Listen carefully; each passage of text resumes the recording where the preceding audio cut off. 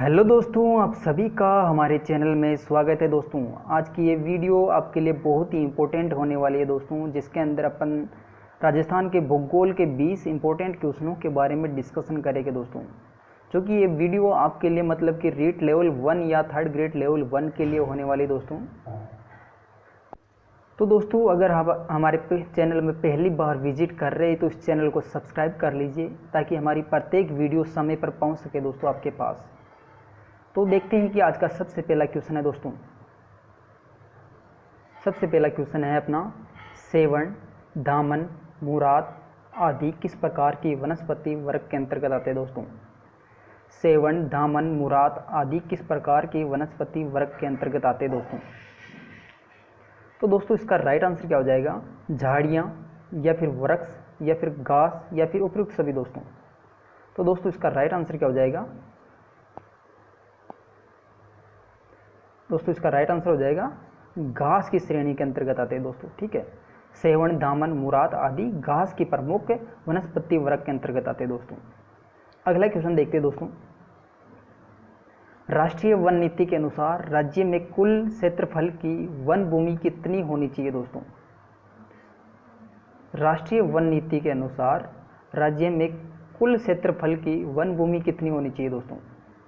पहले तो दोस्तों, राष्ट्रीय वन नीति कब लागू की गई दोस्तों।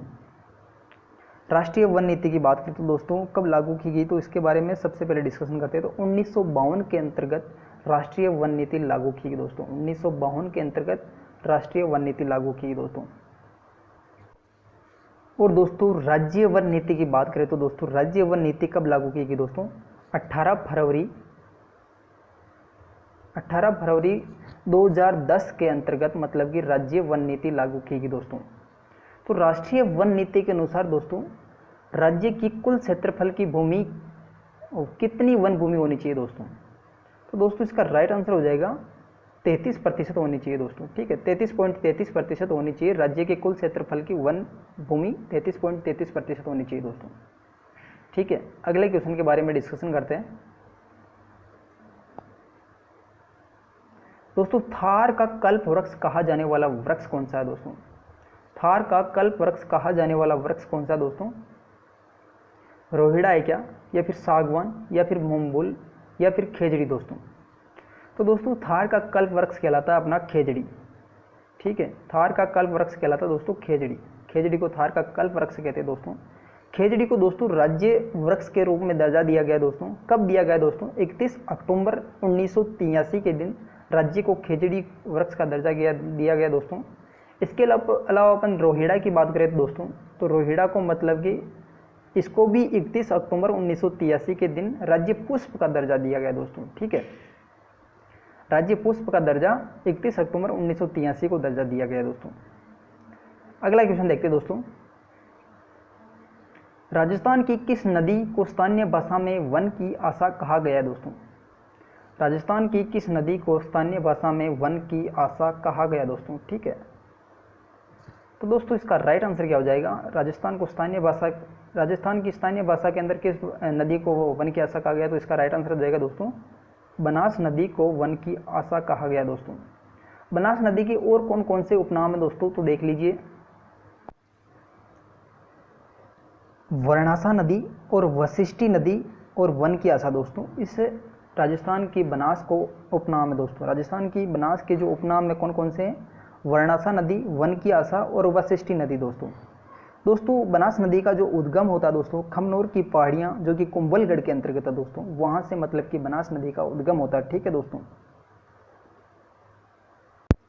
दोस्तों, ये नदी जो बनास है ये पूर्ण बहाव की दृष्टि से राजस्थान की सबसे लंबी नदी है दोस्तों। पूर्ण बहाव की दृष्टि से राजस्थान की सबसे लंबी नदी है दोस्तों। इसकी कुल लंबाई है दोस्तों 512 किलोमीटर दोस्तों। कुल लंबाई कितनी है, 512 किलोमीटर।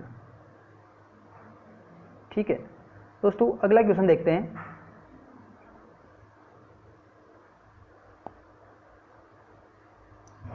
निम्नलिखित राजस्थान के किन जिलों में कौन सा निम्नलिखित जिलों में से कौन सा मतलब कि एक अति आर्द्र जलवायु प्रदेश का भाग है दोस्तों। निम्नलिखित राजस्थान के जिलों में से कौन सा एक अति आर्द्र जलवायु प्रदेश का भाग है दोस्तों।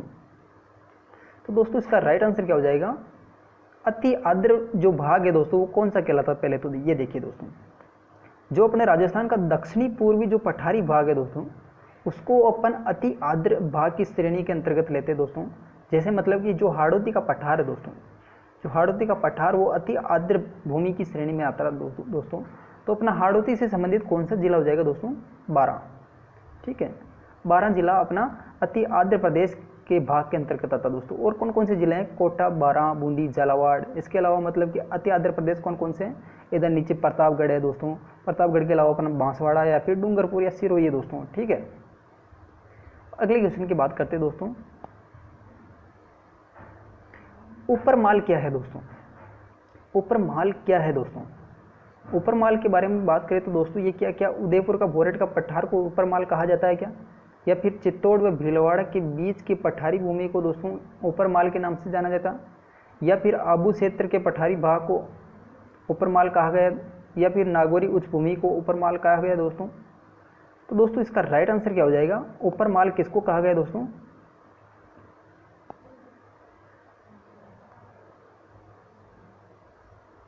ऊपर माल कहा गया दोस्तों चित्तौड़ व भीलवाड़ा के बीच का जो पठारी भूमि है दोस्तों, चित्तौड़ का बेसरोडगढ़ और भीलवाड़ा का बिजोलिया के बीच का जो क्षेत्र है दोस्तों, उसे ऊपर माल के नाम से जाना जाता है दोस्तों। चित्तौड़ का जो बेसरोडगढ़ है दोस्तों, वहाँ से लेकर भीलवाड़ा का जो बिजोलिया के बीच का जो क्षेत्र है दोस्तों, वो अपन ऊपर माल कहलाता दोस्तों। ठीक है, इसके बाद अगले क्वेश्चन के बारे में चर्चा करते दोस्तों, राजस्थान राज्य की आदिवासी जनजातियां मुख्यतः राज्य के किस भौगोलिक क्षेत्र में निवास करती दोस्तों।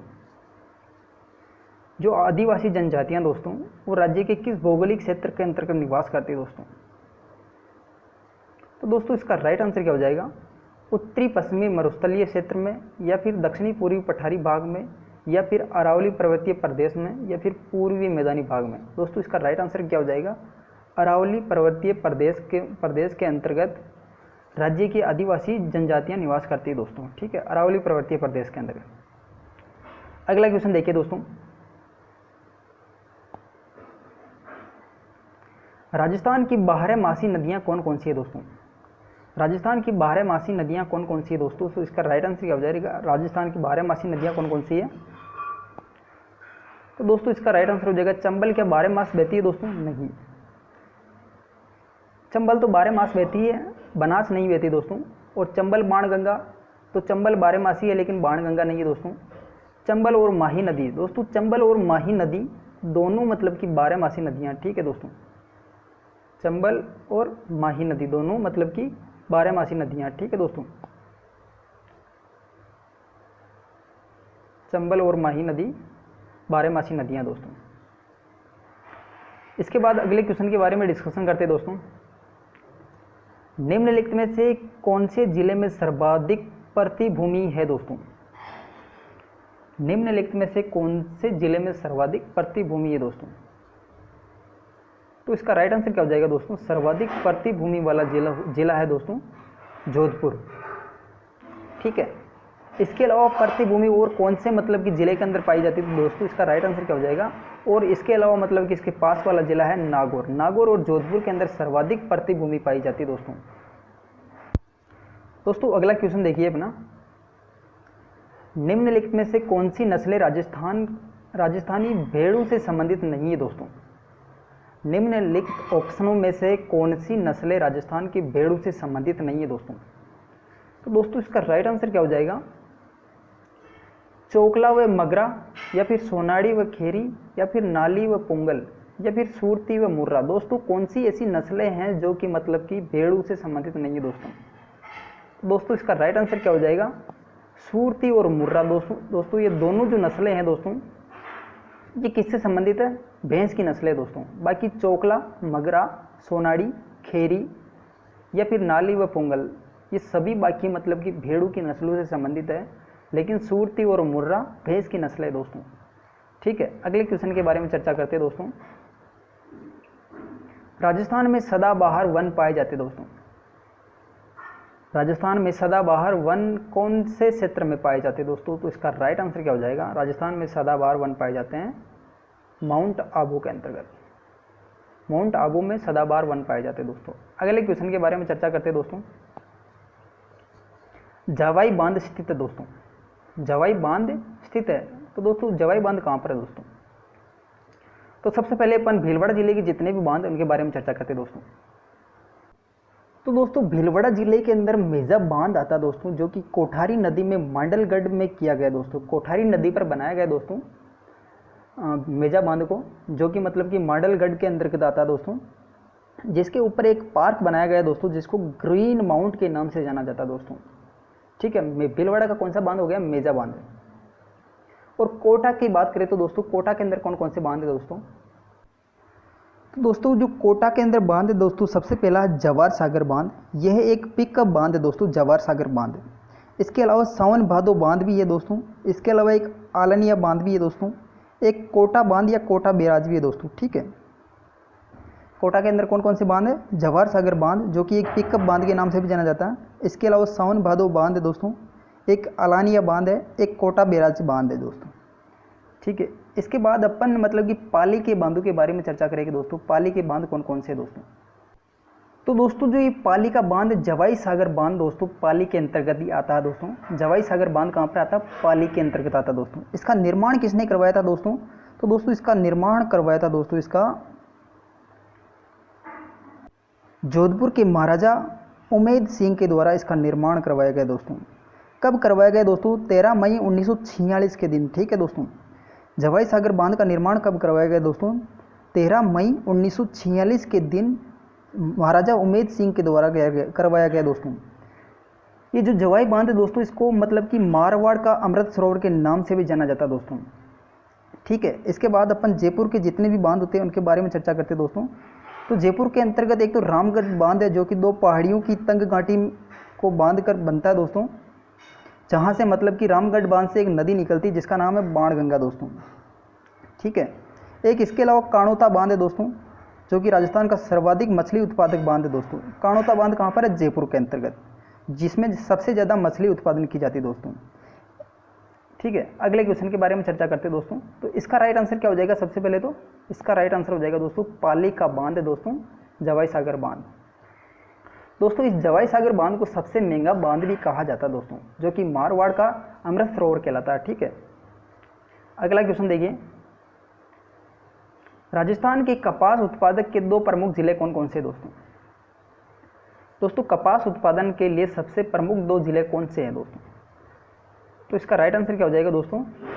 अलवर भरतपुर है क्या, नागौर उदयपुर, या फिर श्री गंगानगर या हनुमानगढ़ दोस्तों, या फिर कोटा या बूंदी दोस्तों? तो दोस्तों कपास उत्पादन के लिए 2 जिले कौन कौन से हैं? एक तो श्री गंगानगर, इसके अलावा एक हनुमानगढ़ दोस्तों कपास उत्पादन के लिए प्रमुख 2 जिले हैं। ठीक है, अगले क्वेश्चन के बारे में चर्चा करते हैं।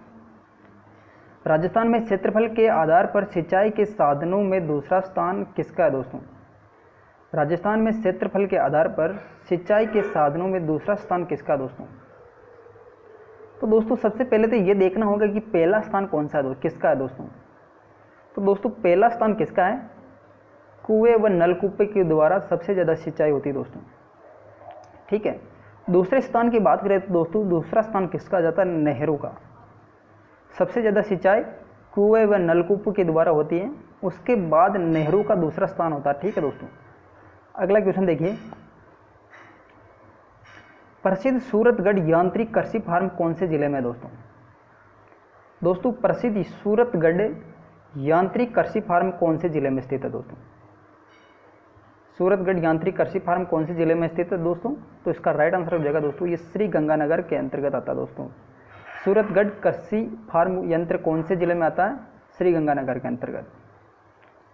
ठीक है, अगला क्वेश्चन देखिए दोस्तों, जयपुर के किस ऐतिहासिक इमारत को यूनेस्को द्वारा वर्ल्ड हेरिटेज सूची में शामिल किया गया दोस्तों? जयपुर की ऐसी कौन सी ऐतिहासिक इमारत है जो दोस्तों जिसको यूनेस्को द्वारा वर्ल्ड हेरिटेज सूची में शामिल किया गया दोस्तों? तो दोस्तों इसका राइट आंसर क्या हो जाएगा? सिटी पैलेस है क्या, या फिर जंतर मंतर, या फिर जल महल, या फिर हवा महल दोस्तों? तो दोस्तों इसका राइट आंसर क्या हो जाएगा? तो दोस्तों इसका राइट आंसर हो जाएगा जंतर मंतर। जिसको 2010 के अंतर्गत वर्ल्ड हेरिटेज सूची के अंतर्गत यूनेस्को द्वारा शामिल किया गया दोस्तों। ठीक है, 2010 में वर्ल्ड हेरिटेज सूची में शामिल किया गया दोस्तों जयपुर की ऐतिहासिक इमारत जंतर मंतर।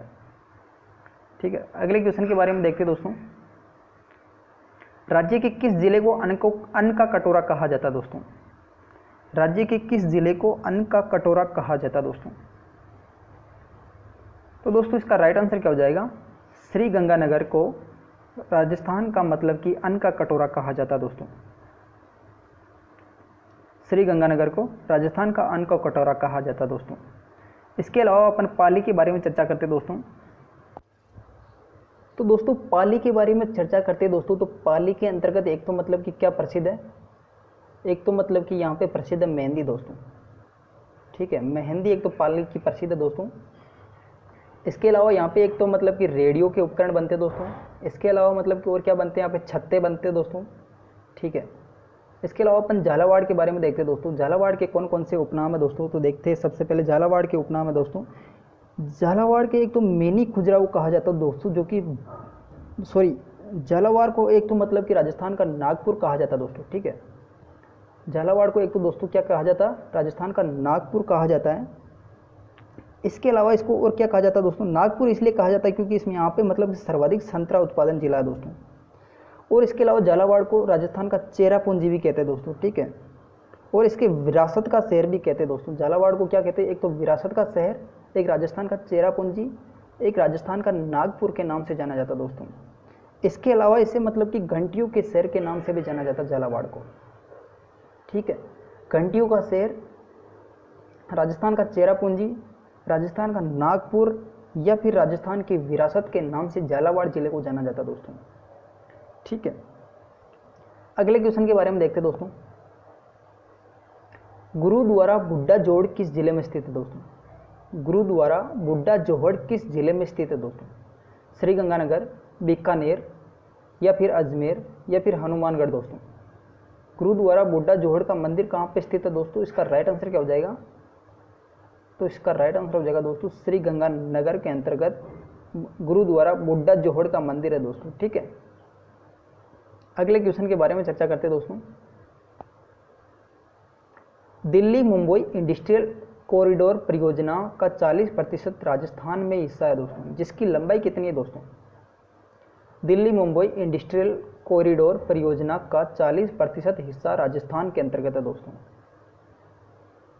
40% हिस्सा राजस्थान में है, जिसकी टोटल लंबाई कितनी है दोस्तों? राजस्थान के अंदर कितनी लंबाई है दोस्तों? तो राजस्थान के अंतर्गत इसकी लंबाई हो जाएगी दोस्तों 576 किलोमीटर, 576 किलोमीटर दोस्तों। ठीक है, 576 किलोमीटर। अगले क्वेश्चन के बारे में चर्चा करते हैं दोस्तों। मंकी वैली किसका नाम है दोस्तों? मंकी वैली किसका नाम है दोस्तों? तो दोस्तों इसका राइट आंसर क्या हो जाएगा? मंकी वैली गलता जी के मंदिर को कहा जाता है दोस्तों। ठीक है, मंकी वैली किसको कहा जाता है? गलता जी के मंदिर को मंकी वैली के नाम से जाना जाता है दोस्तों। दोस्तों नाहरगढ़ जयपुर के अंतर्गत है, आमेर जयपुर के अंतर्गत है, गलता जी का मंदिर आमेर अपना जयपुर के अंतर्गत है, जयगढ़ भी जयपुर के अंतर्गत। चारों के चारों ऑप्शन दोस्तों जयपुर में आते हैं, नाहरगढ़, आमेर, गलता जी। तो गलता जी को मंकी वैली के नाम से जाना जाता है दोस्तों। तो दोस्तों ये थी आज की वीडियो, जिसके अंदर अपन ने 20 क्वेश्चनों के बारे में डिस्कशन किया। दोस्तों अगर ये वीडियो आपकी थोड़ी बहुत भी हेल्प करता तो इस वीडियो को लाइक कीजिए और चैनल को सब्सक्राइब कर लीजिए दोस्तों। बाकी शेयर करना आपकी इच्छा है, शेयर करो या नहीं करो ये आपकी मर्जी है। ठीक है दोस्तों, लाइक कर देना लेकिन दोस्तों। थैंक्स फॉर वॉचिंग, मिलते हैं नेक्स्ट वीडियो के अंदर।